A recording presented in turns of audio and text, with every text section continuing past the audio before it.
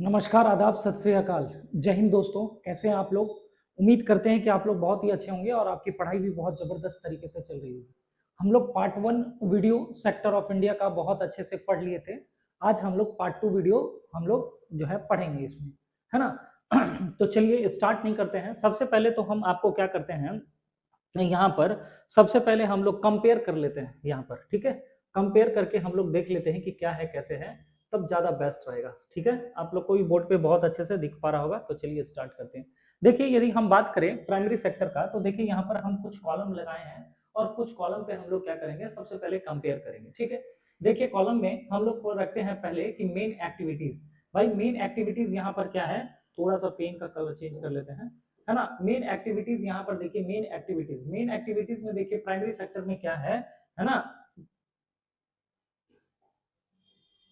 है ना? Main activities में यहाँ पर क्या रहेगा वो देखिए। देखिए मेन एक्टिविटीज में प्राइमरी सेक्टर में बोलता है extraction of to the natural resources, है ना? प्राइमरी सेक्टर में ये सब हम बता दिए थे कि नेचुरल रिसोर्सेज से सारी चीज मिलता है। डिपेंडेंस यानी निर्भरता जो देखते हैं, वो बोलता है direct depend on to the nature. Direct depend किस पे करते हैं? नेचर पे डिपेंड करते हैं, है ना? प्राइमरी सेक्टर में। और बात करें नेचर ऑफ द आउटपुट क्या है, तो नेचर ऑफ आउटपुट क्या है बाबू, ये रॉ मटेरियल है, ठीक है? एग्जाम्पल पे देखिए, एग्जाम्पल पे हमने बताया था आपको कि यदि हम नेचुरल रिसोर्सेज पे डिपेंड करेंगे तो एग्रीकल्चर हो जाएगा, फिशिंग हो जाएगा, फॉरेस्ट्री हो जाएगा, माइनिंग हो जाएगा, है ना? तो ये सब सारे जो है डिपेंड करेंगे, एग्रीकल्चर, फिशिंग, फॉरेस्ट्री, माइनिंग। और इंप्लॉयमेंट इन द इंडिया लगभग 42 से 45%, ये याद रखिएगा, सबसे अधिक लोग जो है इधर ही इंगेज है, लेकिन इनकम नहीं आता है इससे, है ना? इनकम आता है सेवा क्षेत्र से, है ना? टर्सरी सेक्टर से। अभी हम लोग बात करेंगे। और जीडीपी इन इंडिया में लगभग 15 से 17% है भारत का जीडीपी। और प्रोडक्टिविटी बहुत कम है, बहुत कम। और इनकम लेवल भी इसका क्या है, बहुत कम है। वहीं पर यहाँ मेन एक्टिविटीज में हम लोग देखते हैं सेकेंडरी सेक्टर में, तो ये क्या है, मेन एक्टिविटी यहाँ पर मतलब काम क्या होता है, यहाँ पर होता है प्रोसेसिंग रॉ मटेरियल। यहाँ पर क्या होता है, प्रोसेसिंग करते हैं हम लोग रॉ मटेरियल का, एंड मैन्युफैक्चरिंग भी करते हैं। और क्या करते हैं, साथ ही साथ मैन्युफैक्चरिंग भी करते हैं, है ना? कच्चे माल को क्या करते हैं, निर्माण करते हैं हम लोग, ठीक है? यहाँ तक दिख पा रहा है, कोई दिक्कत नहीं है? नहीं, चलिए आगे हम लोग बढ़ जाते हैं, है ना? और देख लेते हैं बहुत अच्छे से। यहाँ पर देखिए डिपेंडेंस, यहाँ पर यदि आप डिपेंडेंस देखेंगे तो डिपेंडेंस में यहाँ पर देखिए कि यहाँ पर क्या लिखा जा रहा है कि डिपेंडेंस, डिपेंडेंस में देखिए ये डिपेंड करता है प्राइमरी सेक्टर पे। क्योंकि यार यदि मान के चलिए कि रॉ मटेरियल हमको नहीं मिलेगा तो हम प्रोसेसिंग नहीं कर पाएंगे। जैसे हमने बताया था आपको कि गन्ना गन्ना यदि नहीं मिलेगा तो हम लोग क्या कर पाएंगे, चीनी नहीं बना पाएंगे, ठीक है? तो ये पूरा का पूरा डिपेंड करता है किस पे बाबू, ये पूरा का पूरा डिपेंड करता है प्राइमरी सेक्टर पे। क्लियर है यहाँ तक? अब आगे बढ़ते हैं, नेचर ऑफ आउटपुट। इसका नेचर क्या है, ये आपको फिनिश गुड्स यानी तैयार वस्तुएं आपको क्या करता है, देता है, तैयार वस्तुएं। क्लियर है यहाँ तक? अब देखिए यहाँ से, हाँ, अब एग्जाम्पल में देखिए, एग्जाम्पल में ये देखिए टेक्सटाइल इंडस्ट्रीज हुआ, शुगर इंडस्ट्रीज हुआ, आयरन स्टील इंडस्ट्रीज हुआ, ये सारे जो है इसके एग्जाम्पल है। यदि हम बात करें कि एम्प्लॉयमेंट इन इंडिया में, ये तो लगभग 42 से 45 दे रहा था, लेकिन ये 20 से 25% देता है। और जीडीपी में इनका योगदान है 25 से 30%, है ना? लेकिन सबसे कम है इसका। और यदि देखा जाए प्रोडक्टिविटी में, देखिए प्रोडक्टिविटी में यदि हम बात करें तो प्रोडक्टिविटी में देखिए, प्रोडक्टिविटी इसका कम है, इसका मीडियम है ना? इसका क्या है, मीडियम है। और इनकम लेवल इसका कम ही है, इसका भी क्या है, मीडियम है। क्लियर है यहाँ तक? यहाँ तक में आपको नहीं लगता है कि कोई दिक्कत होगा? और वही चीज यहाँ यदि हम टर्सरी सेक्टर में देखें तो बहुत ज्यादा हाई है, ठीक है? बहुत ज्यादा हाई है। अब यहाँ पर देख लेते हैं प्रोवाइडिंग सर्विस में। देख लीजिए यहाँ पर यदि हम बात करें प्रोवाइडिंग सर्विस में, तो आप देखिए मुख्य एक्टिविटीज क्या है इसका। इसका जो मुख्य कार्य है यहाँ पर, ये सेवा देना है, सेवा देना है ना, ये सर्विस देना काम है। और यदि हम डिपेंडेंस बोले तो ये डिपेंडेंस करता है बोथ प्राइमरी और सेकेंडरी सेक्टर पे। समझ रहे हैं? मान के चलिए कि हम आपको बता रहे थे एग्जांपल गन्ना वाला, तो गन्ना मान के चलिए ये यहाँ है, गन्ना से चीनी बन गया यहाँ। लेकिन आप समझिए कि यदि मान के चलिए कि ये मान के चलिए सर्विस सेक्टर है, लेकिन ये डिपेंड है इस दोनों पे। गन्ना नहीं मिलेगा और गन्ना से चीनी नहीं बनेगा तो इस गाड़ी का भी कोई काम नहीं है, मान के चलिए ट्रांसपोर्टिंग का कोई भी काम नहीं है। तो ये डिपेंडेंसी है, ये याद रखिएगा, है ना?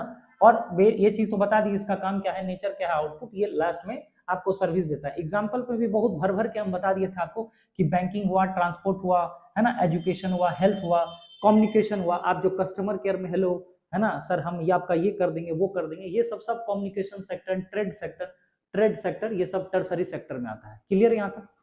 लगभग 30 से 35% इसका जो है इसका भी योगदान है, और इसका आपका जीडीपी में 55% योगदान है। कितना है? 55%। तो ये चीज हम आपको बहुत अच्छे से बता दिए यहाँ पर कि क्या है नहीं है ना, ये चीज आपको बहुत अच्छे से समझ में आ गया होगा। अब चलिए थोड़ा सा हम ये बता देते हैं कि इंटरडिपेंडेंस थ्री सेक्टर का कैसे क्या है।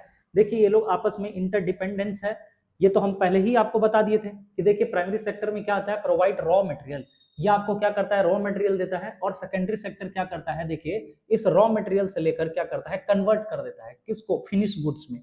ठीक है, फिनिश गुड्स में क्या करता है, ये कन्वर्ट कर देता है। तो यहाँ तक में हमको नहीं लगता है कि आपको कोई दिक्कत होना चाहिए। ठीक है, और टर्सरी सेक्टर में देखिए, टर्सरी सेक्टर क्या करता है सर टर्सरी सेक्टर क्या करता है, आपको सर्विस और सपोर्ट देने का काम करता है। किसको, प्राइमरी सेक्टर को भी और सेकेंडरी सेक्टर को। आप भी कुछ भी होता है तो आप क्या करते हैं, तुरंत फोन करते हैं, है ना, कि मेरा टीवी में खराब हो गया, या वो जो भी होता है कस्टमर सर्विस, आपको यहाँ पर कॉलिंग करते हैं। तो ये आपको सर्विस जो है देने का काम करता है, और both primary and secondary sector को। ठीक है, यानी इसके बिना भी जो है काम नहीं चल पाएगा, यानी प्राथमिक और द्वितीयक दोनों को क्या करता है, ये सेवा देने का काम करता है। क्लियर है यहाँ तक?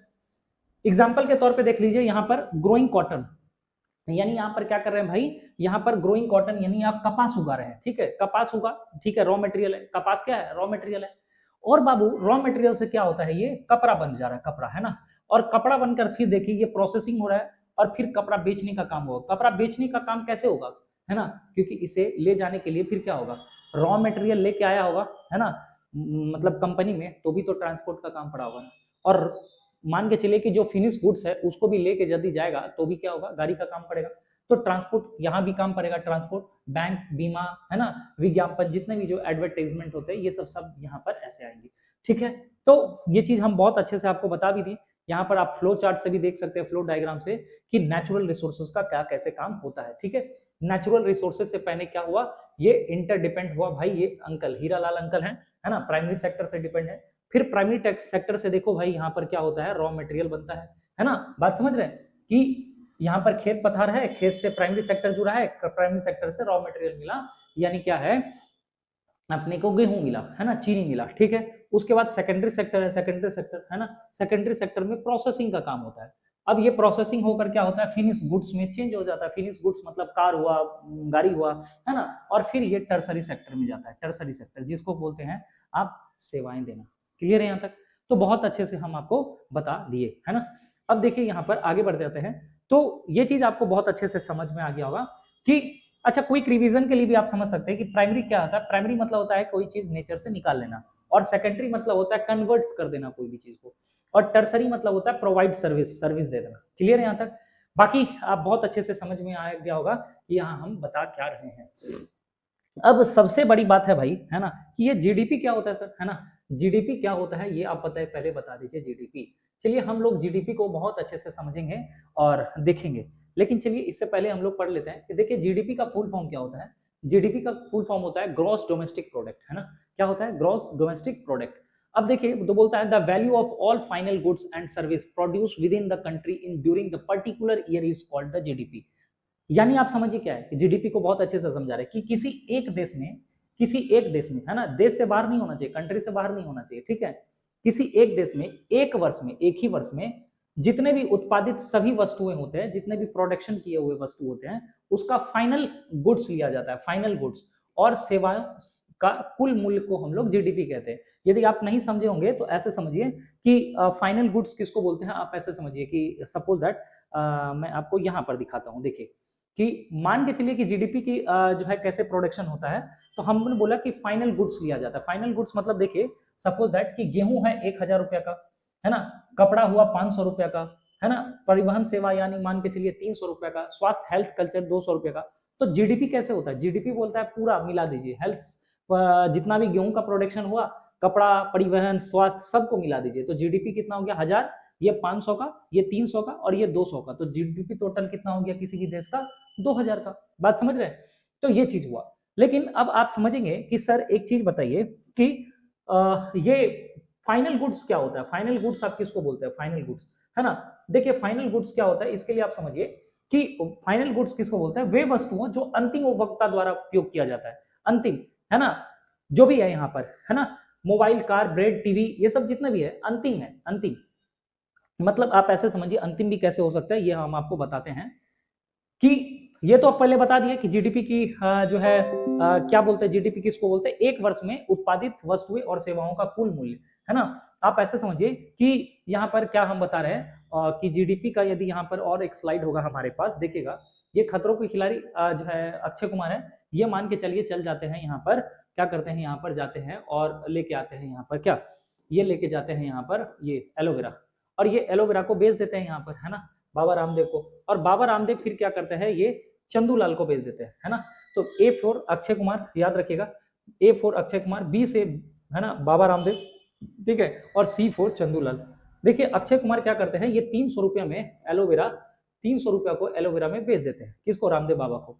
रामदेव बाबा 300 में ले लेते हैं और इसको 500 में, मतलब जो है खर्चा उर्चा कर कर, है ना, मतलब इसको फिर मान के चलिए कि ये इनको दे देते हैं 500 में, ठीक है, समझिए। अब चंदूलाल क्या करेगा, ऑफकोर्स इसको जो बेचेगा तो फिर इसको 600 में बेचेगा, बात समझिएगा, है ना, समझ रहे कि नहीं। तो कहने का मतलब क्या है यहाँ पर कि कोई भी चीज जो है ना, कोई भी चीज का फाइनल गुड्स और प्रोडक्ट लिया जाता है, फाइनल मतलब लास्ट वाला प्राइस लिया जाता है उसमें। अब इसको कैसे यहाँ पर है, तो आप ऐसे समझिए यहाँ पर कि कंपेयरिंग कैसे करेंगे, ये तो हम आपको बता ही रहे हैं। देखिए यहाँ पर एक और स्लाइड होगा हमारे पास, हाँ, कि ये वाला चीज कि व्हाट आर इंटरमीडिएट गुड्स, बोलता है इंटरमीडिएट गुड्स क्या होता है, बोलता है कि goods which are useful to further production और फॉर रिलीज। मतलब यहां पर समझिए कि फाइनल गुड्स भी क्या है और इंटरमीडिएट गुड्स क्या है, कि इंटरमीडिएट गुड्स ये है शुगर केन, शुगर, है ना, और फाइनल क्या है ये, मतलब शुगर केन से चीनी बन रहा है, तो sugar cane and the sugar are to the intermediate goods, है ना, as they are to the useful to the further production. मतलब बीच में, समझ रहे हैं, बीच का जो है ना, बीच का जो सामान होता है उसको बोलते हैं हम लोग क्या, उसको हम लोग बोलते हैं इंटरमीडिएट गुड्स। और what are the final goods, final goods क्या भैया, जलेबी, जलेबी जो बन रहा है ना उसको क्या बोलेंगे, फाइनल गुड्स, है ना। तो goods which are useful to the consumption और टू द इन्वेस्टमेंट, लास्ट में जो भी आप इन्वेस्टमेंट कर रहे हैं, है ना, तो वही आपका क्या कहलाएगा, ये फाइनल गुड्स कहलाएगा, ठीक है। अब आप ये चीज बहुत अच्छे से समझ पा रहे होंगे कि हम यहाँ पर क्या बता रहे थे, ठीक है। तो अंतिम फाइनल गुड्स आप समझ में आ रहे हैं, फाइनल मतलब होता है बीच का नहीं लेते। सपोज दैट आप मान के चलिए कि मिठाई मिठाई खरीदने जाते हैं, तो मिठाई में मान के चलिए क्या होगा, मैदा लगा होगा, चीनी लगा होगा, है ना, उसके बाद आपका चलिए काजू किशमिश, है ना, बहुत सारा चीज लगा होगा, रिफाइन लगा होगा, तेल लगा होगा। तो आप क्या करते हैं, सारे चीज को जोड़ के नहीं करते, आप डायरेक्ट एक बार स्वीट्स का प्राइस लेते हैं। आप ऐसा करने लगे, मैदा का भी जाम जोड़ ले, चीनी का भी जोड़ ले, सब चीज कर ले, तब तो फिर बहुत दिक्कत, क्योंकि आप तो ऑलरेडी उसमें क्या कर दिए, उसमें प्राइस ऐड कर चुके हैं ना, बात समझ रहे हैं, आप तो ऑलरेडी उसमें प्राइस ऐड कर चुके हैं, क्लियर हो गया होगा। तो ये चीज आप बहुत अच्छे से समझ गए होंगे कि इंटरमीडिएट गुड्स क्या होता है। एक बार चलिए इस स्लाइड से भी हम पढ़ लेते हैं और समझ लेते हैं कि इंटरमीडिएट गुड्स क्या होता है। यहाँ पर चलिए देखिए, देखिए इंटरमीडिएट गुड्स को समझने के लिए आप क्या करते हैं, इसको एक स्लाइड को यहाँ पर देखते हैं और देखते हैं कि यहाँ पर बोलता है कि इंटरमीडिएट गुड्स किसको बोलते हैं, वे वस्तुएं जिनका उपयोग अन्य वस्तुओं के निर्माण में किया जाता है, ठीक है। मतलब गेहूं हुआ, कपास हुआ, लोहे की चादर हुए, आटा हुए, गन्ना, ये सब सारे चीज से हम लोग क्या करते हैं, है ना, मतलब जो है हम लोग कुछ न कुछ नया चीज बनाते हैं। और जीडीपी से कुछ रिलेटेड इंपॉर्टेंट बात समझिए कि जीडीपी जितना अधिक होगा किसी भी देश का, उसका अर्थव्यवस्था बहुत ही अच्छा हो जाएगा, यानी इकोनॉमिक जो डेवलपमेंट है वो देश का बहुत ही अच्छा होगा, जीडीपी जिस देश का अच्छा हुआ, है ना। तो जीडीपी में, जीडीपी के वृद्धि से क्या होता है, जीडीपी के वृद्धि से भैया इंप्लॉयमेंट अच्छा होता है, इनकम अच्छा होगा, और जीवन स्तर में क्या होता है, लाइफ स्टाइल में बहुत अच्छा सुधार होता है। तो जिस भी देश का जीडीपी बहुत अच्छा है, आप समझिए कि वहां पर इंप्लॉयमेंट रेट बहुत अच्छा है ना, आय इनकम बहुत अच्छा है, बात समझ में आ रहा है। अब सेवा क्षेत्र देखिए, टर्सरी सेक्टर का योगदान जीडीपी में सबसे अधिक है। मैंने किसी भी देश में, हमने बताया था कि किसी भी देश में जीडीपी, अब जीडीपी क्या है बता दिए कि किसी भी देश में फाइनल जो है, मतलब पूरा देश का जो है प्राइमरी सेक्टर, सेकेंडरी सेक्टर और टर्सरी, तीनों से देखा जाता है कि देश में कितना चीज, कितना का कमाई हो रहा है ना देश में, और उसको कुल को ऐड कर देते हैं टोटल को, तो फिर हमारा जीडीपी निकल जाता है। और जीडीपी की गणना करने के लिए मार्केट प्राइस पर किया जाता है, और जीडीपी के क्या बोलते हैं, डिप्रेशन यदि हो जाता है तो शामिल नहीं किया जाता है, इसीलिए इसे ग्रॉस भी कहा जाता है। तो ये चीज समझ में आ गया होगा, क्लियर है यहाँ तक। और बहुत कुछ अच्छे से बता दिया, और कुछ यहाँ पर है नहीं बताने के लिए। लेकिन आप कहेंगे कि सर भारत में जो है, भारत में जीडीपी कौन करता है गणना, तो जीडीपी की गणना कौन करता है, कौन ऐसे व्यक्ति हैं जो जीडीपी निकालने का काम करता है।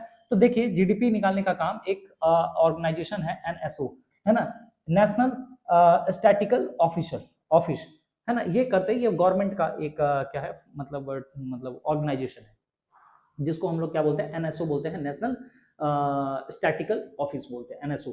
ठीक है, तो मान के चलिए कि हमने क्या बताया कि देखो कपास किसान 100 रुपया में उगाया, है ना, कपास से फैक्ट्री बना 200 में और कपड़े की बिक्री हुआ फिर 250 में, तो यहाँ से यहाँ 100 रुपया और यहाँ से फिर यहाँ से 250। अब यदि तीनों को जोड़ देंगे, तीनों को जोड़ेंगे तो गलत हो जाएगा भाई साहब। देखिए बात समझिए कि आपको जो ये जो कपड़ा मिल रहा है ना, देखिए 100 रुपया में किसान जो है कपास उगाया और फैक्ट्री वाले को 200 में दे दिया, ठीक है, फैक्ट्री वाले को 200 में मिल गया, ठीक है, और फिर यहाँ से कपड़े की बिक्री हुई दुकान में, मतलब फाइनल आप समझिए तो आपको 250 रुपया में आपको एक टी शर्ट मिल रहा है जो हम पहने हैं।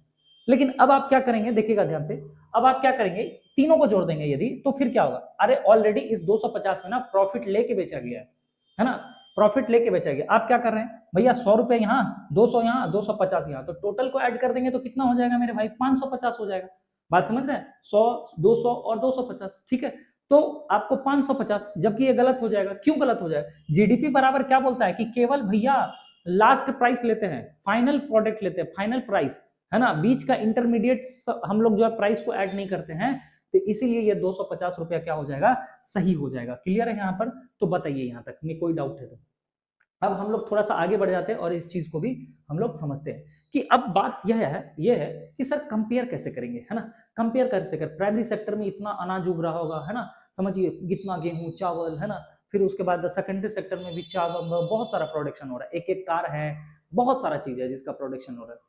तो सेक्टर ऑफ इंडिया में comparing of the three sector कैसे होगा, तो जैसा कि आप जानते हैं कि large number of the goods and the services are produce, बात सही है कि भैया बहुत सारा जो है ना, large number of the goods and the services are produce, बहुत सारा सामान बन रहा है सर, बहुत सारा, और बहुत सारा सामान बन रहा है तो एम्प्लॉयमेंट भी क्या होगा, बहुत ज्यादा जनरेट हो जाएगा। भैया कोई भी सामान को बनाने के लिए क्या करना पड़ता है, रोजगार भी बहुत ज्यादा का जरूरत पड़ता है, तो एम्प्लॉयमेंट भी आपको बहुत ज्यादा जनरेट करना पड़ेगा, समझिएगा।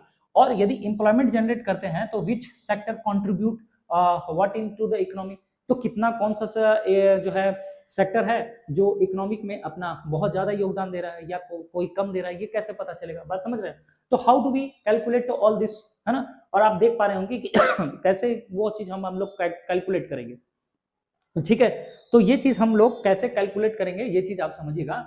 तो यहाँ पर बोलता है कि large number of goods services produce, तो ये सब सारी चीज को कंफ्यूजन आना लाजमी है। तो which sector contribute what economy, है ना, व्हाट इन इकोनॉमी, मतलब कौन सा सेक्टर है जैसे प्राइमरी में, सेकेंडरी में और टर्सरी में जो सबसे ज्यादा यहाँ पर कंट्रीब्यूट कर रहा है। तो इस चीज को ऐसे समझिए यहाँ पर कि पर्टिकुलर देखा जाए तो पर्टिकुलर मतलब देखा जाए तो प्रैक्टिकली ये प्रॉब्लम्स है कि counting and to the comparing the different sector of in India कैसे करेंगे हम लोग, ये वाला क्वेश्चन समझते हैं। देखिए अब देखिए यहाँ नेल से आप पिक्चर्स में देख पा रहे होंगे कि नेल से लेकर भैया कार तक देश में बहुत सारा चीज का प्रोडक्शन हो रहा है। अब हम कैसे करेंगे, है ना, प्रैक्टिकल प्रॉब्लम हो जा रहा है कि counting and to the comparing the different state of economy, कैसे, है ना, कैसे कंपेयर करेंगे भैया, ये कील से लेकर एक छोटा सा सामान, क्योंकि देश में सब चीज का प्रोडक्शन हो रहा है ना, अब इसको भी जीडीपी में ऐड करना है, इसको भी जीडीपी में ऐड करना है। तो इसके लिए क्या करना है, देखिए यहाँ sir nail to car, nail to car. अब देखिए यहाँ पर क्या बोला जाता है, to get around this the problem, ये प्रॉब्लम को सॉर्ट आउट करने के लिए इकोनॉमी सजेस्ट, जो हमारे अर्थशास्त्री थे ना, वो क्या सजेस्ट किए, वो देखिए वो क्या सजेस्ट किए, एनसीईआरटी में हूबहू ऐसे ही लिखा है कि that the value of goods and the service, that the value and, है ना, गुड्स और service should be the used rather than to adding up to the actual number, है ना, हम लोग एक्चुअल नंबर को ही, मतलब इसको अर्थशास्त्री लोग बोले कि इसको ऐड करेंगे, बात समझ में। आप ऐसे समझिए यहाँ पर, यदि आप इसको हिंदी में भी समझना चाहते हैं तो आप ऐसे समझिए यहाँ पर कि देखिए कि comparing the three state, large number of the goods and the services produce, बड़ी मात्रा में, बहुत ही बड़ी मात्रा में क्या होता है, वस्तुओं और सेवा का उत्पादन होता है, बात सही है ना। अब बोलता है कि ह्यूज एम्प्लॉयमेंट इज जनरेट, बहुत सारा रोजगार भी जनरेट होगा, और जनरेट होगा तो which sector contribute what is economy, भैया अर्थव्यवस्था में कौन सा क्षेत्र अपना कितना योगदान दे रहा है, बात समझिए। तो बोलता है how do calculate all the things, कैसे कैलकुलेट करेंगे हम इन सभी चीजों की गणना कैसे करेंगे, है ना। तो यह चैप्टर में सेक्टर ऑफ इंडियन इकोनॉमी का, ठीक है, तो ये चीज है, how do we calculate in this chapter. अब हम लोग थोड़ा सा देखते हैं, ठीक है, तो अब आप देखिए यहाँ पर क्या बोलता है कि, अब देखिए यहाँ पर कि यहाँ पर बोलता है कि comparing and calculating various sector of the, अब हम लोग क्या करते हैं, कंपेयर करते हैं और कंपेयर करने के बाद कैलकुलेट भी करेंगे भैया, क्या करेंगे, कैलकुलेट करेंगे कि कौन सा सेक्टर जो है इकोनॉमी में बहुत ज्यादा योगदान दे रहा है। तो इसके लिए सिंपल सा फंडा क्या है कि आप इसको क्या कीजिए, वैल्यू इज यूज, है ना, इसका क्वांटिटी, जैसे मान के चलिए कि मेरे पास, हम ना नारियल बेचते हैं, है ना, तो नारियल बेचते हैं, मेरे पास बहुत सारा नारियल। अब कोई मेरे पास बहुत सारा नारियल, मान के चलिए कि 1000 नारियल मेरे पास है, और किसी कार वाले के पास में मान के चलिए कि 10 कार है ना, कार का मालिक है वो 10 कार है। तो अब हम बोलेंगे भाई मेरे पास तो बहुत ज्यादा है, बात समझिए, नारियल बहुत ज्यादा पीस है, 1000 पीस है, हम बहुत ज्यादा, है ना, कंट्रीब्यूट कर रहे हैं, ऐसा नहीं है। तो इसके लिए क्या बोला जाता है कि भैया क्वांटिटी को आप मेजर नहीं करेंगे, क्वांटिटी कितना है, उसका वैल्यू कितना आ रहा है, वैल्यू, है ना, समझ रहे हैं कि वैल्यू इज यूज्ड, वैल्यू मतलब आपके नारियल का वैल्यू कितना है ना, 1000 नारियल का वैल्यू कितना है वो आप देखेंगे। तो कहने का मतलब क्या है कि इसके लिए नॉट एवरी गुड्स, है ना, that is the produce and the sold needs we do to continue, मतलब आप गुड्स, एवरी गुड्स माना हर सामान को गिनते नहीं बैठ जाएंगे, है ना, जैसे मान के चलिए नेल्स, है ना, नेल्स अभी दिखाए थे, कांटी जो है ना, कील जिसको बोलते हैं कील, तो अब 1 कील 2 कील 3 कील 4 कील ऐसे करके, ऐसे कील का नहीं करने लग जाएंगे, बैठने नहीं लग जाएंगे, गिनती नहीं करेंगे, नॉट एवरी गुड्स, है ना, that is the produce and to the sold need be counted. तो इसके लिए क्या करेंगे, काउंटिंग करने की जरूरत आपको नहीं है। तो फिर क्या करेंगे, बोलता है the value of only final goods and the service, तो इसको क्या करेंगे, फाइनल गुड्स एंड सर्विस का जो प्राइस है उसको हम लोग क्या करेंगे, एडअप करेंगे, इंक्लूड एंड कैलकुलेट। बोले ठीक है, ये भी समझ में आ गया। और साहब क्या बोलता है कि वैल्यू ऑफ इंटरमीडिएट गुड्स जो है एंड सर्विसेज नॉट, और इसमें हमने यही बता दिया आपको कि भैया इंटरमीडिएट गुड्स और सर्विस को शामिल नहीं करेंगे, भैया नहीं करेंगे, है ना, इंक्लूड नहीं करेंगे कैलकुलेट में, है ना। अब आप बोलेंगे कि ये कैसे हो जाएगा, because the value of intermediate goods and the services are already in final goods and services, है ना, already in final and services. तो ये चीज हम आपको पहले ही बता दिए कि देखिए यहाँ पर ये जो है, मान के चलिए जो यहाँ पर चंदू लाल है, चंदू सेठ, ये 500 रुपया में से 600 रुपया में बेचेंगे, है ना, तो इस 600 रुपया में ऑलरेडी इंक्लूड है भाई इस अक्षय कुमार का भी प्राइस और बी से बाबा रामदेव का भी प्राइस, ये सारा इसमें इंक्लूड है ऑलरेडी। इसीलिए आप ऐसा नहीं करेंगे 300 ये 500 ये 5 3 800 और 800 में फिर 600 ऐड कर देंगे, तो भैया बहुत ज्यादा हो जाएगा, ठीक है।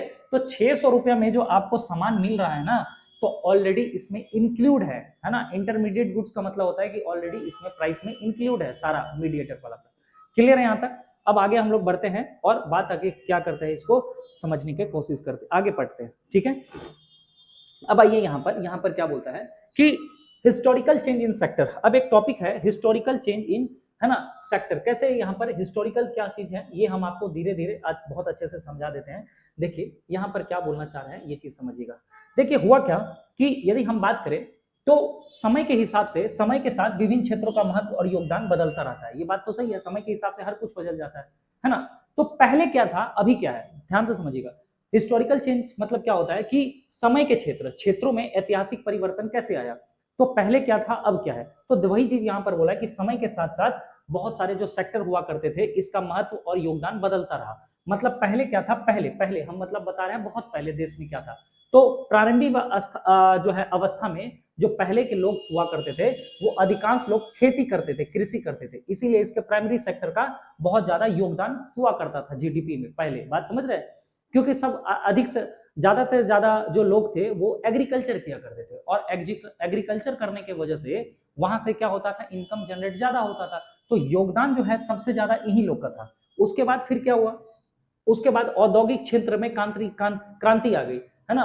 तो रिवॉल्यूशन जैसे ही आया मेरे भाई, तो उद्योग का क्या हो जाएगा, विकास हुआ, है ना। इंडस्ट्रीज का क्या होगा, डेवलपमेंट हो जाएगा, धीरे धीरे ही होगा। तो उसके बाद फिर क्या होने लगा, आप ऐसे समझिए, तो सेकेंडरी सेक्टर का तेजी से ग्रोथ होने लगा। सेकेंडरी सेक्टर क्या होने लगा, तेजी बढ़ने लगा। पहले ये था, लेकिन फिर क्या हुआ, अचानक रिवॉल्यूशन आया, और रिवॉल्यूशन आया तो फैक्ट्री लगने लगा, फैक्ट्री लगने लगा तो सब बोला भाई ये काम हम नहीं करेंगे, हम तो जा रहे हैं, है ना, मतलब अच्छा से फैक्ट्री में काम करेंगे। तो इंडस्ट्रीज आगे बढ़ने लगा। अच्छा ठीक है, अब हुआ क्या कि आज के डेट में आप देखेंगे तो इंडस्ट्रीज में भी कोई काम नहीं करना चाहता है। अब वर्तमान समय में सर्व आदमी चाहता है कि लैपटॉप लेके, है ना, ये देखो, है ना, ये है कौन, है ना, ये है कौन, है ना, देख लीजिए ये है राम, मान के चलिए। तो राम जो है यहाँ पर लैपटॉप में बैठ के क्या कर रहा है, काम कर रहा है, ठीक है। तो काम कर रहा है, तो ये चीज आपको बहुत अच्छे से समझ में आ गया होगा कि यहाँ पर सर्विस सेक्टर में क्या है। तो इसलिए टर्सरी सेक्टर का अभी वर्तमान में बहुत ज्यादा योगदान है। 1 मिनट रहिए।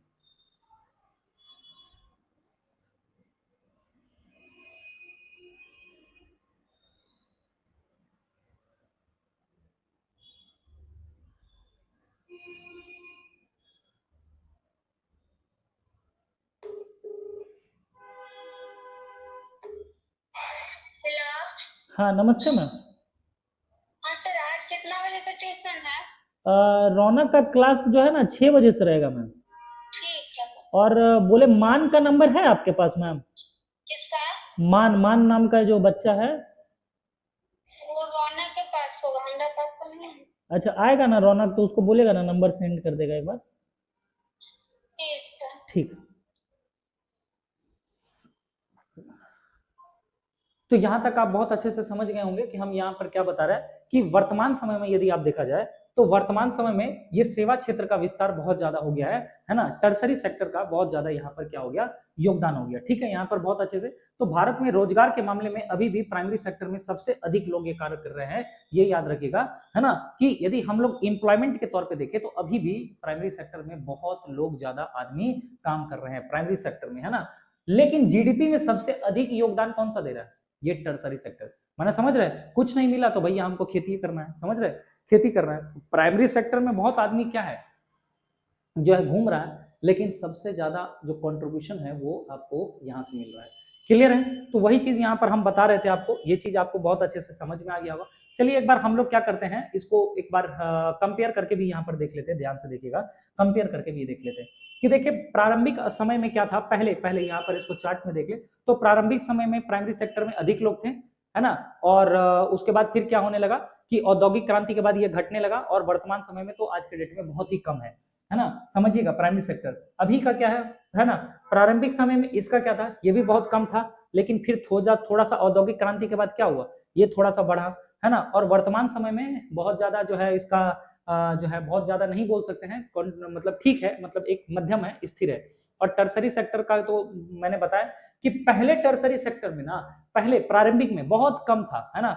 लेकिन धीरे धीरे क्या होने लगा कि औद्योगिक क्रांति के बाद इंडस्ट्रीज जो रिवॉल्यूशन आया उसके बाद फिर क्या हो गया, ये बढ़ना स्टार्ट हुआ, और आज के डेट में सबसे ज्यादा अधिक यही है ना। तो निष्कर्ष आप क्या निकाल सकते हैं कि भारत एक कृषि प्रधान देश था, और वो देश से बदलकर सेवा प्रधान देश अब बन रहा है। समझ रहे कि पहले प्राइमरी सेक्टर जो था वो प्राइमरी सेक्टर में ज्यादा कंट्रीब्यूशन होता था, लोग खेती बाड़ी कर रहे थे, लेकिन धीरे धीरे खेती बाड़ी से कहाँ शिफ्ट हुए बाबू, है ना, इंडस्ट्रीज एरिया में। और अब इंडस्ट्रीज एरिया से भी आगे कहाँ शिफ्ट हो गए, अब शिफ्ट हो गए हैं कहाँ पर, तो ये शिफ्ट हो गए हैं आपको टर्सरी सेक्टर में। क्लियर है यहाँ तक? तो बहुत अच्छे से हम आपको ये चीज भी बता दिए कि यहाँ पर क्या बताना चाह रहा है। ठीक है, ये चीज में क्या बताना है। अन्य सेवाओं के यहाँ पर क्या हो गया, तो थोड़ा सा देख लेते हैं यहाँ पर और कुछ है क्या। तो यहाँ पर देख लेते हैं कि rising importance of tertiary sector कैसे क्या हुआ, तो ये भी चीज देख लेते हैं यहाँ पर क्या है वो तो बताना चाह रहा है कि देखिए अन्य क्षेत्रों की को सेवाओं की आवश्यकता और कृषि उद्योग दोनों की विभिन्न प्रकार की सेवाओं की आवश्यकता होती है, ये तो पता ही है। अन्य क्षेत्रों को भी सेवाओं की आवश्यकता होती ही होती है, टर्सरी सेक्टर का इंपॉर्टेंट होता है। जैसे मान के चलिए परिवहन हुआ, दोनों को जरूरत पड़ेगा, गन्ना वाला को भी और जो जो फैक्ट्री है, फैक्ट्री का मालिक है उसको भी। बैंकिंग हुआ, संचार हुआ, बीमा हुआ, यानी बैंकिंग, कम्युनिकेशन, इंश्योरेंस। आय में वृद्धि, जब लोगों की आय बढ़ने लगी, है ना, इनकम बढ़ने लगा, तो वे क्या करने लगे, शिक्षा, स्वास्थ्य और पर्यटन, मतलब टूरिस्ट, मनोरंजन आदि सेवाओं पर अधिक खर्च करने लगे, है ना। तो इनकम बढ़ेगा। तो आज आधुनिक क्षेत्र का विकास भी हुआ है। आप जान रहे हैं कि पैसा जब इंसान के पास ज्यादा आने लगा तो भैया इंटरनेट हुआ, मोबाइल हुआ, कंप्यूटर हुआ, आईटी हुआ, डिजिटल सेवा हुआ, है ना। तो ये सब चीज पे आदमी जो है थोड़ा सा आगे बढ़ने लगा, डेवलपमेंट करने लगा। पहले तो सिर्फ खा रहे थे और कुछ नहीं कर रहे थे। और उसके बाद फिर गवर्नमेंट सेक्टर का भी जो क्या हुआ, विस्तार होना स्टार्ट हुआ। ठीक है, स्कूल, कॉलेजेस, अस्पताल, पुलिस, ये सब सरकारी नौकरी, तो ये सब चीज बहुत ज्यादा होने लगा। तो ये चीज हम आपको बहुत अच्छे से बता दिए कि यहाँ पर क्या है नहीं है ना। तो ये चीज अब थोड़ा सा हम लोग एक नया कॉन्सेप्ट देख लेते हैं यहाँ पर कि यहाँ पर बताना चाह रहे हैं कि employment in the different sector, है ना। चलिए ये भी एक बहुत अच्छा टॉपिक है, इसमें भी हम लोग देख लेते हैं कि यहाँ पर क्या है। देखिए यदि हम बात करें इसमें कि ये तो हम आपको पहले पहले ऑलरेडी बता चुके हैं कि प्राइमरी सेक्टर में इसका काम क्या होता है, मेन काम। प्राइमरी सेक्टर का मेन काम हम आपको बता दिए। सेकेंडरी सेक्टर का भी मेन काम बता दिए कि कच्चे माल को तैयार वस्तु में बदल देना, ये भी हम बहुत अच्छे से बता दिए, देख लीजिए, है ना। यदि आप देख पा रहे होंगे तो देखिए, अब बताइए यहाँ पर दिख पा रहे हैं आपको, है ना, बहुत अच्छे से, हाँ, है ना। तो कच्चे माल को तैयार वस्तु में बदलना, भैया टर्सरी सेक्टर का क्या है, सेवाएं प्रदान करना, है ना। प्राइमरी सेक्टर में देखिए रोजगार कितना है, 42 से 45% आदमी इंप्लॉयमेंट जुड़े हुए हैं, और सेकेंडरी सेक्टर में थोड़ा 20 से 25, और टर्सरी सेक्टर में 30 से 35, है ना। एग्जाम्पल में आप समझ ही गए होंगे, यहाँ पर खेती किसान जो होते हैं, खेतियार मजदूर, मछुआरे, खनिक, ये सब जितने भी होते हैं, है ना। और फैक्ट्री मजदूर, कारीगर, ये सब सेकेंडरी में आ जाते हैं। और शिक्षक, डॉक्टर, बैंक, ये सब जो है जो बैंक कर्मचारी होते हैं वो किधर आ जाते हैं भाई, ये सब टर्सरी सेक्टर में आ जाते हैं। ठीक है, अब आप समझिए, अब ये चीज तो हम आपको बहुत अच्छे से पढ़ा दिए कि यहाँ पर क्या है ना। अच्छा अच्छा, ये चीज क्या होता है, ये थोड़ा सा हम बताते हैं आपको। ये चीज अंडरस्टैंडिंग जो है अनएम्प्लॉयमेंट, अंडर क्या है, अंडर एम्प्लॉयमेंट, और ये चीज क्या है, अंडर एम्प्लॉयमेंट, और एक क्या है डिस्क्यूज्ड अनएम्प्लॉयमेंट। ये क्या है, ये चीज को पढ़ते हैं। पहले तो हम लोग देखते हैं अनएम्प्लॉयमेंट क्या होता है। देखिए ये टॉपिक आपका होगा, अनएम्प्लॉयमेंट क्या होता है, इस चीज को बहुत अच्छे से समझते हैं, देखिएगा ध्यान से। देखिए भाई साहब, देखिए अनएम्प्लॉयमेंट यहाँ पर क्या होता है, अंडर एम्प्लॉयमेंट, अंडर, है ना। अंडर एम्प्लॉयमेंट क्या होता है, देखिए बोलता है कि when a person is willing a work more and able to the work more but does not get the full employment और is employment less than his to the capacity. मतलब क्या हुआ, मतलब यहाँ पर हिंदी में भी समझिए कि जब कोई व्यक्ति अधिक काम करना चाहता है और करने में सक्षम भी है, बात समझ रहे हैं। मान के चलिए कि एक खुशबू नाम की लड़की है ना, अधिक काम करना चाहती है वो, है ना, बात समझ रहे हैं कि मान के चलिए कि एक खुशबू नाम की लड़की है, खुशबू, जो अधिक काम, है ना, करना चाहती है, समझिए, और करने में सक्षम भी है, लेकिन उसे पूर्ण रोजगार नहीं मिल रहा या उसकी क्षमता से कम काम मिलता है, समझ रहे हैं, तो उसे ही क्या बोला जाता है, अंडर एम्प्लॉयमेंट बोला जाता है। बात समझ रहे हैं कि काम करना चाहती है, वो सक्षम भी है, लेकिन काम ही नहीं मिल रहा है, और काम नहीं मिल रहा है तो वो अंडर एम्प्लॉयमेंट है। इसमें व्यक्ति को काम तो मिलता है लेकिन उसकी क्षमता के अनुसार पूरा काम नहीं मिलता है ना, उसके क्षमता के अकॉर्डिंग उसको पूरा काम नहीं मिलता है, काम के घंटे कम होते हैं और आय भी कम होती है। समझ रहे कि आपको काम बहुत कम दिया जा रहा है तो टाइम ड्यूरेशन भी बहुत कम होगा, और टाइम ड्यूरेशन कम हुआ तो इनकम भी क्या होगा, आपको कम ही मिलेगा, है ना। तो अधिकतर यह स्थिति देखा जाता है कहाँ पर, जो है टर्सरी सेक्टर में देखा जाता है, और ग्रामीण क्षेत्रों में सबसे ज्यादा पाया जाता है। तो क्लियर है यहाँ पर कि when a person is willing to work, मतलब वो काम करना चाहता है ना, more and ability to work more, मतलब वो ज्यादा से ज्यादा काम सीख भी सकता है, कर भी सकता है, क्षमता है उसके अंदर, but does not get the full employment, लेकिन उसे रोजगार ही नहीं मिल रहा साहब, है ना। काम तो करना चाहता है, बहुत कुछ करना चाहता है, इनकम करना चाहता है, पैसा कमाना चाहता है, पर नहीं मिल रहा है, और नहीं मिल रहा है तो काम का घंटा कम हो गया। क्लियर है यहाँ तक, बहुत अच्छे से समझ में आ, समझिए कि हम क्या बताते हैं इस टॉपिक में कि डिसगाइज्ड अनएम्प्लॉयमेंट क्या होता है। डिसगाइज्ड अनएम्प्लॉयमेंट क्या होता है, इसको हिंदी में आप क्या बोलते हैं, हिंदी में हम बोलते हैं छिपी हुई बेरोजगारी। क्या बोलते हैं, छिपी हुई बेरोजगारी, डिसगाइज्ड। अब देखिए डिसगाइज्ड में क्या बोलते हैं कि अब कैसे पता चलेगा कि छिपी हुई बेरोजगारी, है ना। देखिए क्या बोलता है यहाँ पर कि when more people are working into the activity, है ना, then actually require and some of them are to the remove.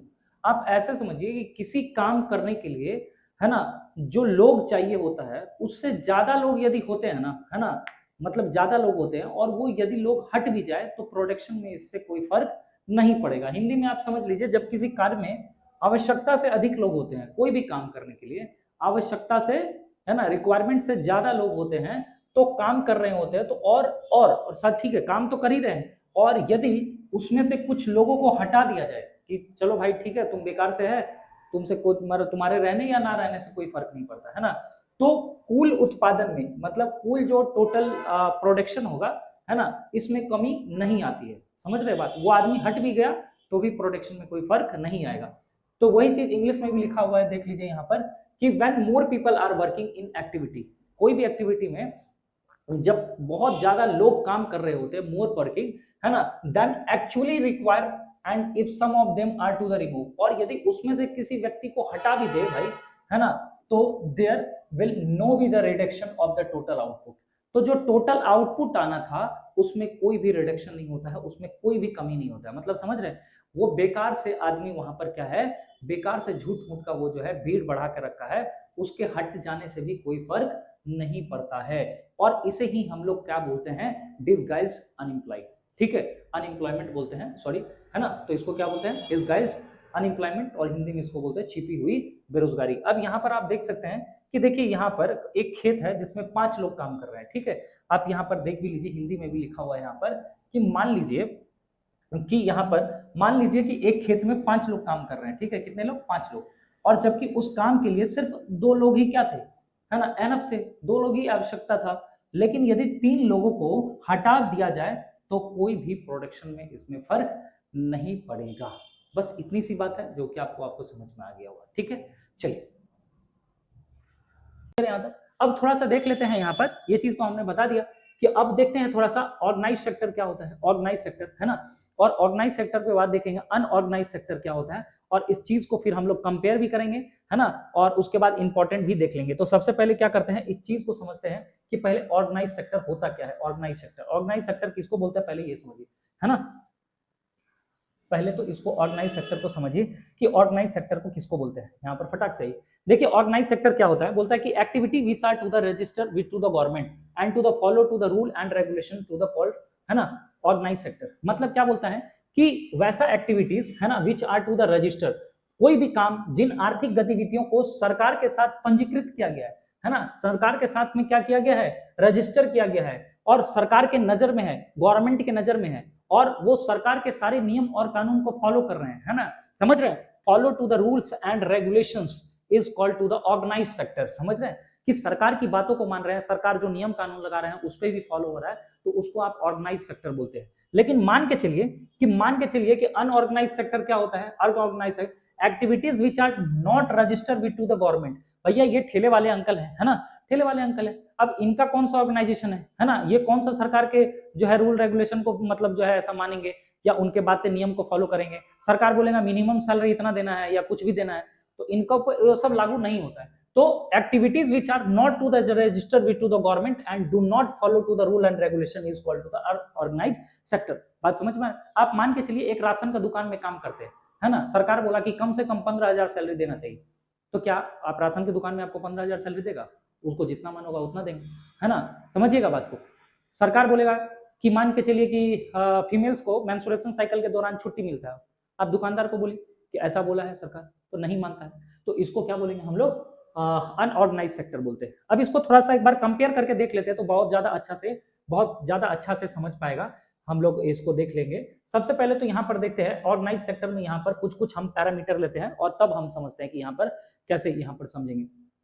देखिए भाई साहब, देखिए रजिस्टर का बोलते हैं कि सरकार के नजर में ये जो कंपनी होते हैं ना, है ना, सरकार के नजर में ये जो कंपनी होते हैं वो आप समझिए यहाँ पर क्या बोला जाता है कि रजिस्ट्रेशन जो है, रजिस्ट्रेशन बोलता है कि विद टू द गवर्नमेंट, बिल्कुल सरकार के साथ ये पंजीकृत होती है। नियम और रेगुलेशंस की बात करें, रूल एंड रेगुलेशन की, तो have to follow rule and regulation to the government, बिल्कुल ये नियम और कानून को फॉलो करते हैं सरकार के, है ना। नेचर क्या है इसका कार्य करने का, भैया वर्क एंड रेगुलर एंड बोलता है कि सिस्टमैटिक, है ना, जो कार्य होते हैं वो बहुत ही नियमित तरीके से चलते हैं। और मान के चलिए कि कोई उसका मालिक है जो हमको नहीं मन है, आज नहीं दुकान खोले, लेकिन कोई ऑफिस है ऑफिस, तो वो क्या करेगा, उसका काम क्या है, वर्क आपका रेगुलर होना चाहिए और एक सिस्टमैटिक तरीके से चलना चाहिए। साइज यदि देखा जाए तो जो साइज होता है वो ऑर्गेनाइज सेक्टर का लार्ज स्केल का होता है, बड़े पैमाने पर ये किया जाता है ना। और एम्प्लॉयमेंट और सिक्योरिटी क्या है भैया, मोर जॉब सिक्योरिटी। मान के चलिए अब आप ही से हम पूछते हैं कि आप गवर्नमेंट वाला जो नियम कानून मानता है उसमें काम करना चाहेंगे कि अनऑर्गेनाइज सेक्टर में काम करना चाहेंगे? भैया ऑर्गेनाइज सेक्टर में काम करेंगे तो सरकार का ये है ना, सरकार का नियम रेगुलेशन सब बात लागू होगा। तो सरकार क्या कहती है कि भैया, सरकार कहती है कि हम जो है ना, हम जो रूल एंड रेगुलेशन दो बता रहे हैं, तो हम जो रूल एंड रेगुलेशन बता रहे हैं तो समझिए कि आपको फॉलो करना पड़ेगा। और ज्यादा से ज्यादा ये क्या करता है, मोर जॉब सिक्योरिटी, ये आपको ज्यादा से ज्यादा जॉब सिक्योरिटी भी देने का काम करता है ना। समझिए आपको कोई जल्दी काम पे नहीं हटा पाएगा, जैसे सरकारी जॉब है ना, सरकारी नौकरी है तो जल्दी नहीं हटा पाएगा। और बेनिफिट्स क्या मिलता है कि get the many benefits like to the भैया पीएफ मिलेगा, बोनस मिलेगा, है ना, लीव जो मिलता है ना, छुट्टी जो मिलता है वो मिलता है। लेकिन मान के चलिए कि आप किसी अनऑर्गेनाइज सेक्टर में काम करते हैं, है ना, राशन का दुकान में काम करते हैं, उसको कोई छुट्टी नहीं देगा। बहुत सारे ऐसे होंगे, आप लोग अपने पापा से बात कीजिए कि छुट्टी नहीं मिल रहा है, बोनस नहीं देंगे, समझिएगा बात, जैसे मन है वैसे देंगे। आजकल तो स्कूल सब का भी बहुत बुरा हाल हो गया है ना, समझ रहे, स्कूल सब भी क्या है, अनऑर्गेनाइज सेक्टर है। जो सरकारी टीचर है उनका देखिए और जो प्राइवेट के टीचर है उनका देखिए। प्राइवेट टीचर को संडे को भी बुला लिया जाता है, बहुत स्थिति खराब है, जैसे मन वैसे किया जाता है ना। जो प्रिंसिपल बोलती है उलूर झुलूर सब काम करना पड़ता है, काहे, अनऑर्गेनाइज सेक्टर है। ऑर्गेनाइज सेक्टर में आप 1 घंटा भी ज्यादा एक्स्ट्रा नहीं रुकवा लीजिएगा, वरना आपको क्या देना पड़ेगा, एक्स्ट्रा पे करना पड़ता है, एक्स्ट्रा यदि आप रोक के रखेंगे, है ना। उसके बाद जबरदस्ती से प्रिंसिपल बोलेगी इसको गिफ्ट देना है, उसको गिफ्ट देना है, कल ये पहन के आना है, कल वो पहन के आना है, ये सब क्या है, मन मर्जी, जो मन है वो करेगा। क्या है, सरकार का कोई रूल रेगुलेशन इनको उतना दिक्कत नहीं होता है। यदि सरकार बोल दे कि मिनिमम सैलरी इतना देना ही है, देंगे? नहीं देंगे, है ना? बहुत दिक्कत है अनऑर्गेनाइज सेक्टर में। जो टीचर होंगे, प्राइवेट टीचर, वो समझ रहे होंगे मेरी बातों को, ठीक है? तो आप हमेशा ऑर्गेनाइज सेक्टर में काम करना चाहेंगे, क्योंकि यहाँ पर आपको लीव भी मिलता है, छुट्टी अच्छा मिलता है, पीएफ मिलता है ना, बोनस मिलता है, और मेडिकल फैसिलिटी भी आपको देखने को मिलता है। मेडिकल फैसिलिटी, बहुत सारे स्कूल में तो मेडिकल फैसिलिटी ही नहीं है टीचर लोग को, जो कि होना चाहिए, है ना? समझ रहे हैं? तो ये सब चीज है। और इनकम लेवल यदि देखा जाए तो आप जानते ही हैं कि हाई इनकम रहता है, बहुत ज्यादा। सरकारी टीचर हर कोई बनना चाहता है, क्योंकि पता है अच्छा खासा पैसा है। एग्जाम्पल में हमने बता दिया, गवर्नमेंट ऑफिस, बैंक्स, है ना, कंपनी, फैक्ट्री, ये सब जो होते हैं, ये सब चीज में ज्यादा होता है। अब थोड़ा सा यदि हम देख लें यहाँ पर कि यदि यहाँ पर अनऑर्गेनाइज सेक्टर में not registered with to the government, सरकार में कोई पंजीकृत नहीं होती है, do not follow to the rule and regulation, हमने बताया आपको कि कोई रूल रेगुलेशन फॉलो नहीं होता है, जितना मन उतना घंटा काम आपसे करवाएगा, है ना? समझ रहे? वर्क इनरेगुलर होगा, कैजुअल होगा, कुछ भी बोल देगा। वर्क तो एकदम कचरा होता है ना? खास करके कुछ भी बोल देगा, कल ये पहन के आना है, कल वो पहन के आना है, ये थीम है, जबरदस्ती से आपको तंग करेगा। समझ रहे हैं? जबरदस्ती से, खास करके स्कूल सब में बहुत ज्यादा होता है ना? इरेगुलर बेसिस में, जब मन तब छुट्टी देगा, 8 घंटा हो जाएगा, उसके बावजूद भी बैठा के रखेगा। समझ रहे हैं? स्मॉल स्केल यूनिट है, नो जॉब सिक्योरिटी, कोई भी जॉब सिक्योरिटी नहीं है। प्रिंसिपल से ज्यादा मुंह लगा लीजिए, आपको हटा दिया जाएगा। समझ रहे हैं? तो ये सब चीजें, कोई जॉब सिक्योरिटी नहीं भैया, जी हुजूरी करके रहिए, है ना? और सरकारी नौकरी कीजिए, आराम से टाइट होकर रहिए, बढ़िया से काम कीजिए, कोई दिक्कत नहीं है, सब, है ना? समझ रहे हैं? और do not get to the benefits, इसमें कोई बेनिफिट नहीं मिलता है, कभी कभी पीएफ नहीं मिलेगा, बोनस नहीं मिलेगा, मेडिकल फैसिलिटी मिलेगा, छुट्टी भी नहीं देगा, बाबू बाबू छुट्टी भी नहीं देता है ना? रिलेटिवली लो इनकम, बहुत ज्यादा इनकम रखता है।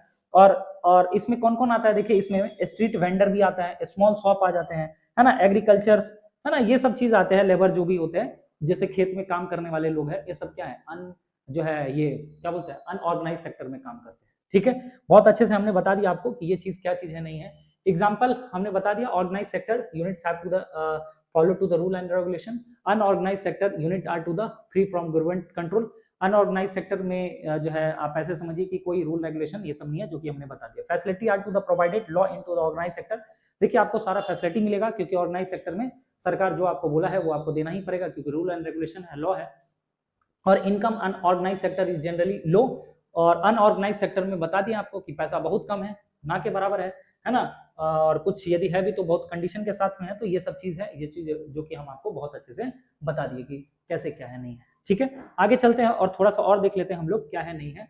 देखिए, फ्यूचर ऑफ प्राइमरी सेक्टर देख लेते हैं, फ्यूचर ऑफ प्राइमरी सेक्टर, ये चीज भी थोड़ा सा हम लोग देख लेते हैं। खेती में वैज्ञानिक तकनीकी आज के डेट में आपको करना ही पड़ेगा बहुत अच्छे से। खेती में क्या करना पड़ेगा, वैज्ञानिक पद्धति अपनाना पड़ेगा, मशीनरी और सिंचाई के बेहतर साधन का उपयोग करना पड़ेगा, तभी आपको बहुत अच्छे से हो पाएगा। जैविक खेती और फसल को विविधिका, जैविक खेती मतलब समझ रहे हैं ना? तो इस चीज को, फसल को बढ़ावा देना पड़ेगा, और इसमें डेयरी हुआ, मत्स्य पालन हुआ, यानी मछली वाला, बागवानी हुआ, है ना, ग्रामीण भंडारण, कोल्ड स्टोरेज, है ना, ये सब इसमें आता है।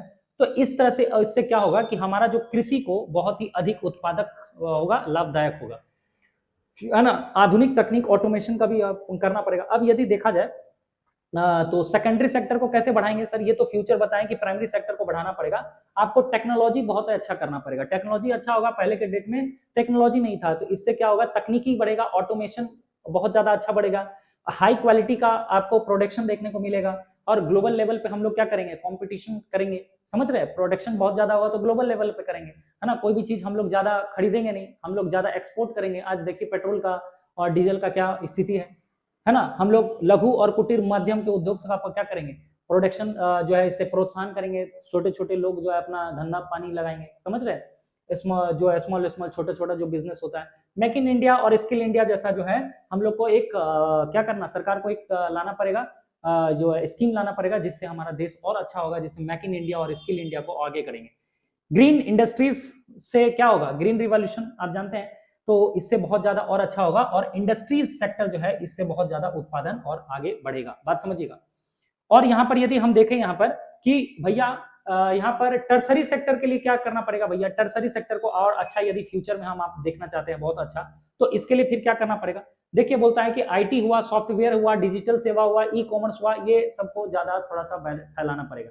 आज देखिए, आपको नहीं लगता है कि देश में हर जगह पर जो है इलेक्ट्रिक वाला वो बैठना चाहिए, क्या बोलते हैं, चार्जिंग पॉइंट बैठना चाहिए, जैसे हमारा डिजिटल वाला चीज भी अच्छा होगा, बात समझिएगा। तो ये सब चीज को अच्छा करना पड़ेगा, हेल्थ हुआ, शिक्षा हुआ, पर्यटन हुआ, बैंकिंग हुआ, है ना, ये सब चीज को अच्छा करना पड़ेगा। बेहतर संचार अच्छा करना पड़ेगा, टेलीकम्युनिकेशंस को बहुत अच्छा करने का पड़ेगा। बहुत जगह पर आप देखते हैं कि वहां पर जो है नेट नहीं रहता है ना, नेटवर्क नहीं रहने की वजह से बहुत ज्यादा दिक्कत होता है, ठीक है।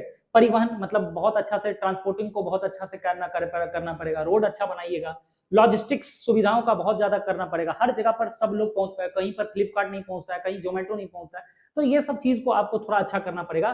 प्रोफेशनल सेवाएं जैसे होता है परामर्श लेना, डिजाइनदार, रिसर्च, ये सब का बहुत ज्यादा आज के डेट में आपको विस्तार करना पड़ेगा, जिससे हमारा जो है टर्सरी सेक्टर भी बहुत ज्यादा आगे बढ़ेगा, राइट। तो यहां तक हमने आपको बहुत अच्छे से बता दिया। अब यहाँ पर क्या है, सस्टेनेबल डेवलपमेंट क्या होता है, देखिए सस्टेनेबल डेवलपमेंट को भी हम पढ़ाते हैं। देखिए बोलता है सस्टेनेबल डेवलपमेंट क्या है, यहाँ पर देखिए बोलता है कि ऐसी विकास, है ना, देखिए आप यहाँ पर बोलता है कि ऐसे ऐसे विकास जो वर्तमान आवश्यकताओं को पूरा करके बिना भविष्य की पीढ़ियों को आवश्यकताओं का नुकसान पहुंचाए। मतलब आप समझिए कि सस्टेनेबल डेवलपमेंट क्या होता है कि आप कोई भी चीज का यदि इस्तेमाल कर रहे हैं तो आप इस्तेमाल कीजिए, है ना, आप इस्तेमाल कीजिए, लेकिन आपको फ्यूचर का मतलब जो है ध्यान में रखते हुए आप इस चीज का मतलब उपयोग कीजिए, बात समझ रहे हैं, फ्यूचर का भी इस्तेमाल ध्यान में रखिए, तो बिना भविष्य की पीढ़ियों को आवश्यकताओं को नुकसान पहुंचाए, है ना। तो इसके लिए आपको पर्यावरण संरक्षण करना पड़ेगा, सामाजिक न्याय करना पड़ेगा, आर्थिक विकास, संसाधनों का सतत उपयोग करना पड़ेगा, ठीक है, समझ रहे कि नहीं। इसके लिए आपको वाटर हुआ, सॉइल हुआ, ये सब चीज को आपको थोड़ा देखभाल करना पड़ेगा, है ना, कंजर्वेशन करना पड़ेगा, है ना। उसके बाद आप जैसे जानते हैं renewable and non renewable resources, उस पर थोड़ा सा काम करना पड़ेगा, प्लास्टिक और प्रदूषण में कमी करना पड़ेगा, ज्यादातर प्लास्टिक का इस्तेमाल नहीं करेंगे। तो इस तरह से आप क्या करेंगे, और 3R, है ना, 3R का फॉर्मूला तो आप जानते होंगे, रिड्यूस, रीयूज और रिसाइकल, है ना।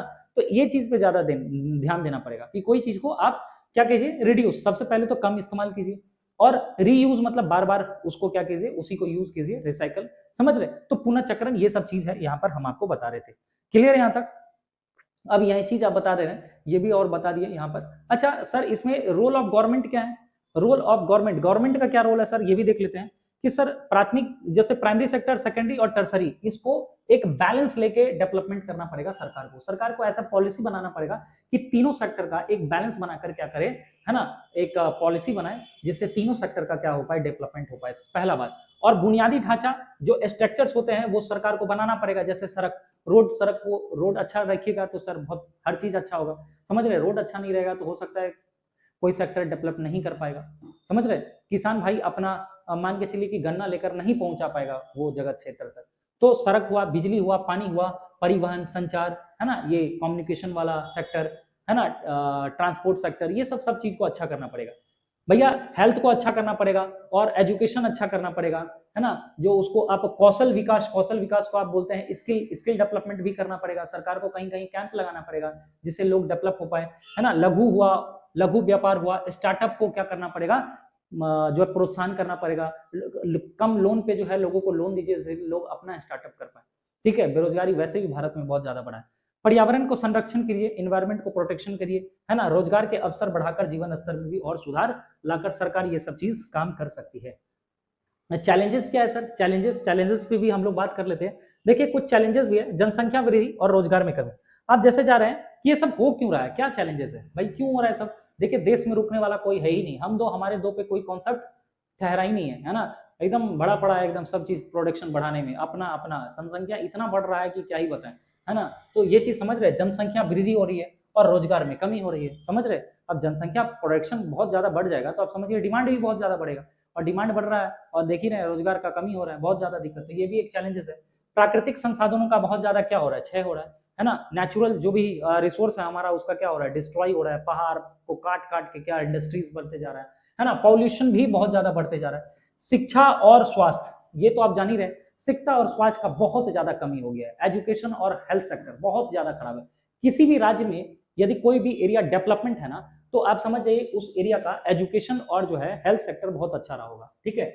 और ऊर्जा संकट आप जान रहे हैं, एनर्जी वाला वैश्विक प्रतिस्पर्धा है ही नहीं, हम लोग का ग्लोबल लेवल पे कंपटीशन ही नहीं रहा, है ना। आज देखिए हम लोग तेल के लिए त्राहिमाम त्राहिमाम आज भी है। आगे का रास्ता क्या होना चाहिए भैया, इसके लिए आपको स्किल डेवलपमेंट कराइए, है ना, ज्यादा से ज्यादा इन्वेस्टमेंट कीजिए, है ना, और उसके बाद आपको सस्टेनेबल डेवलपमेंट पे काम करना पड़ेगा, सस्टेनेबल और ग्रीन रिवॉल्यूशन पे काम कीजिए, सतत विकास होगा, हरित प्रौद्योगिकी का उपयोग कीजिए, मानव पूंजी में निवेश कीजिए, है ना, बुनियादी सेवाओं में इसको सुधार कीजिए, जो स्ट्रक्चर सब है ना, वो सबको आप सुधार कीजिए, बहुत अच्छा होगा, है ना। जो है उसके बाद जो बोलते हैं ना इसको रिन्यूएबल रिसोर्सेज, है ना, उस पर बड़ा बार काम कीजिए, है ना, पेट्रोल का कुछ अल्टरनेट ऑप्शन निकालिए, है ना। इस तरह से आप क्या करेंगे, इस चीज को थोड़ा सा अच्छा कर सकते हैं, ठीक है। तो ये चीज हमने बहुत अच्छे से बता दिया कि प्राइमरी सेक्टर, सेकेंडरी सेक्टर और टर्सरी। ये स्लाइड भी आप बहुत अच्छे से देख सकते हैं कि क्या है नहीं है, ये सेक्टर तो हम लोग बहुत बार आपको बता दिया कि फ्लो चार्ट क्या है नहीं है, यहाँ पर और कुछ नहीं है बहुत ज्यादा। और यहाँ पर हमने आपको बता दिया था ये चीज कि कंट्रीब्यूशन किसका किसका कितना जीडीपी में है। इस स्लाइड से भी आप देख लीजिए कंट्रीब्यूशन कितना है ना। प्राइमरी सेक्टर का 15 से 17% आज के डेट में, करंट में, और सबसे ज्यादा आदमी इंगेज यहीं पर है ना। सेकेंडरी सेक्टर में मात्र 25 से 30% और टर्सरी सेक्टर में है 55%, है ना। समझ रहे, ये कंट्रीब्यूशन है भैया जीडीपी में, जबकि कम लोग यहाँ पर काम कर रहे हैं, ठीक है। बहुत अच्छे से हम ये आपको बहुत अच्छे से ये चीज हम बता दिया आपको कि यहाँ पर क्या बताने वाले हैं, ठीक है। और कुछ है क्या, यहाँ पर देख लेते हैं। और कुछ नहीं है ना। ये तो हम फ्लो चार्ट आपको बता ही दिए। फ्लो चार्ट ये क्या कैसे है कि फ्लो चार्ट में यहाँ पर क्या बोला जाता है कि फ्लो एक्टिविटी क्या है, नेचुरल रिसोर्सेज से हम कोई सामान ले रहे हैं, रॉ मटेरियल बना रहे हैं, रॉ मटेरियल से प्रोसेसिंग हो रहा है, प्रोसेसिंग होकर गुड्स एंड सर्विसेज, और ये किसके पास जा रहा है, यूज ऑफ पीपल, जहां पर लोग इसका क्या कर रहे हैं, इस्तेमाल कर रहे हैं, ठीक है। बहुत अच्छे से समझा दिया। और कुछ यहाँ पर है नहीं, इस चीज को अभी और देख सकते हैं थोड़ा सा कि देखिए भैया प्राइमरी सेक्टर क्या बोलता है यहाँ पर, ये चीज आप देख लीजिए। प्राइमरी सेक्टर क्या बोलता है कि भैया प्राइमरी सेक्टर जो है ना, रॉ मटेरियल ले रहा है, लार्ज इंप्लॉयर है यहाँ पर, और base of to the other sector, किसी भी सेक्टर का ये क्या है, बेस है, बेस। भैया आप मान के चलिए कि आप क्या है, बिजनेसमैन है ना, समझिए, या फिर आप टर्सरी सेक्टर है, मान के चलिए कि प्रोडक्शन ही नहीं हुआ, किसान भाई अपना गन्ना ही नहीं दिया, तो आप चीनी बना पाएंगे, और चीनी नहीं बनेगा तो आप ट्रक वाले को बुलाइएगा ट्रांसपोर्ट करने के लिए, नहीं। तो इसीलिए बोलता है बेस है, बेस भैया, ये रीढ़ की हड्डी है तीनों सेक्टर का।